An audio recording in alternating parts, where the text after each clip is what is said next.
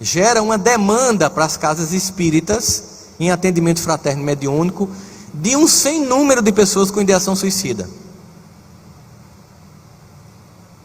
Coisa comum hoje. E quando eu converso com amigos de outras religiões, sejam amigos pastores, amigos padres, eles me relatam a mesma situação. Uma busca frenética de pessoas. Inclusive o ano passado teve um pastor que se matou, um pastor muito conhecido no Brasil, e que deixou uma carta dizendo o seguinte, que ele cuidava de todo mundo, mas não cuidava dele. E é importante no movimento espírita, para nós que somos cuidadores e que precisamos de cuidado, que nós não tenhamos a arrogância de imaginar que a gente já está pronto só para ajudar. Nós todos precisamos de apoio. Nós precisamos criar um atendimento fraterno para os trabalhadores que atendem. Precisamos criar atendimento fraterno para os dirigentes das casas espíritas. Precisamos nos cuidar uns dos outros. Nós não podemos encarar a ideia de que se eu vou pedir atendimento fraterno, eu estou dando uma de inevoluído no centro espírita. Que se eu estiver me sentindo com um processo obsessivo e pedir para colocar meu nome na reunião mediúnica, eu vou revelar que eu estou falhando. E para não me sentir queimado no meu centro espírita, procurar um outro para me atender. Porque eu vejo acontecer isso com muita gente. Se eu dar palestra na casa espírita dela, ela começa a fazer um processo obsessivo, está com crise familiar, mas eu sou o palestrante, mas eu sou o passista, mas eu sou o presidente, o que é que vão pensar de mim se eu disser que eu estou pedindo ajuda? Aí o cara vai para uma outra cidade ou para uma outra casa espírita, coloca meu nome na mediúnica. Eu imagino que é como se o seu filho estivesse doente e fosse pedir ajuda na casa do vizinho. Porque acha que se for pedir ajudar o pai e a mãe, vão perguntar: oxê, como assim, doente? Como assim? Você não pode adoecer. E aí nós percebemos muitas pessoas que por não se cuidarem, não estão conseguindo cuidar. Eu já conheci algumas instituições espíritas, eu acho muito interessante dizer esse relato, que criaram uma reunião mediúnica para tratar o corpo da casa. Até para evitar essa exposição, existe no mês uma reunião cujo objetivo é tratar os trabalhadores da casa. Que é uma forma da gente entender que saúde mental é o maior tesouro que a gente tem hoje. Cuidar do nosso psiquismo, da nossa interioridade, cuidarmos um dos outros. Reconhecereis os espíritas por instruí-vos e amai-vos, reverberando Jesus, reconhecereis os meus filhos por muitos se amarem. A gente está ficando no instruí-vos e esquecendo do amai-vos. Lembrando que amai-vos e instruí-vos a ordem. Precisamos ser mais acolhedores uns com os outros. Precisamos ser mais carinhosos.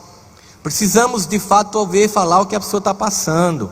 Percebemos hoje em dia que os pais, eles não percebem o que os filhos passam e as angústias deles.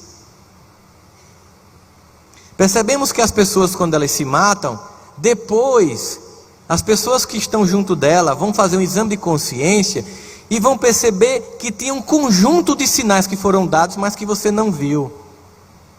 Ou quando alguém não se mata, mas se afasta da casa espírita, muitas vezes ela pediu muita ajuda, muito socorro, mas você não deu.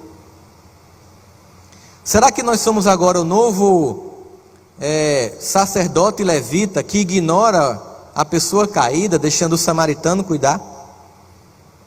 Será que entramos num ritualismo farisaico vazio, em que a gente não entende que o grande objetivo de uma casa espírita, primeiro, é cuidar dos membros da casa espírita? Que o grande assistido, primeiro, são as pessoas que estão lá, porque essas pessoas bem assistidas, amadas, amparadas, suportadas, desenvolvidas, elas se habilitam para ajudar quem chega. Precisamos então entender que é preciso fazer e lançar um novo olhar sobre as nossas casas, para que nós possamos cuidar uns dos outros, para que possamos ter carinho com os outros, mesmo discordando de um ponto ou de outro, mesmo achando que o passo deveria ser de um jeito ou de outro. Vamos deixar de ser infantis, porque o que nos une é muito maior do que o que nos separa. Vamos entender que esses que estão cotidianamente são os que precisam de ajuda, porque são aqueles que que recebem o convite do Mestre Jesus: eis que vos envio como cordeiro em meio a lobos.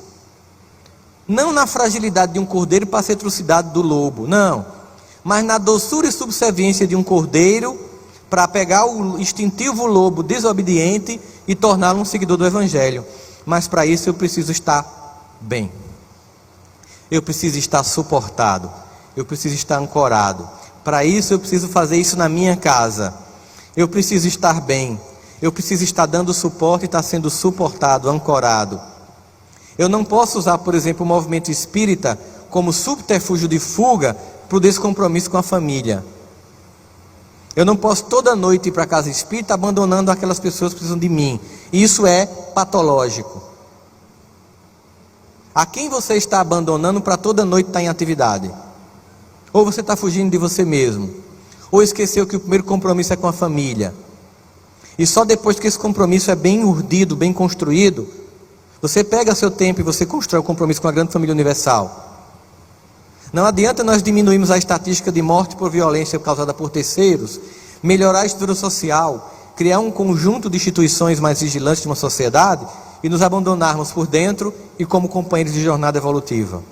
É preciso cuidarmos uns dos outros, porque o que é mais importante para evitar essa vulnerabilidade não é apenas, e é importante também, campanhas ou estruturas de acolhimento de quem está fragilizado, mas é acolhimento para que uns não se fragilizem, os que ainda não estão, já que é um momento histórico bem complicado, bem crítico, e aqueles que estão um pouco melhor têm uma estrutura para ajudar os mais frágeis, sem se envolver a ponto de cair junto com eles. Por isso, nesse momento, o que nós precisamos fazer enquanto movimento espírita é aproveitar e entender que a ajuda, ela é mútua, a crise também nos afeta, nós não vivemos numa bolha social de eleitos e de salvos, nós estamos no mesmo planeta, nos interessa a salvação de todos, nos interessa a saúde de todos, e é por isso que somos chamados, mesmo que sendo trabalhadores da última hora, na 1ª hora, para finalmente servir o Evangelho de Jesus. Muito obrigado pela atenção de todos vocês.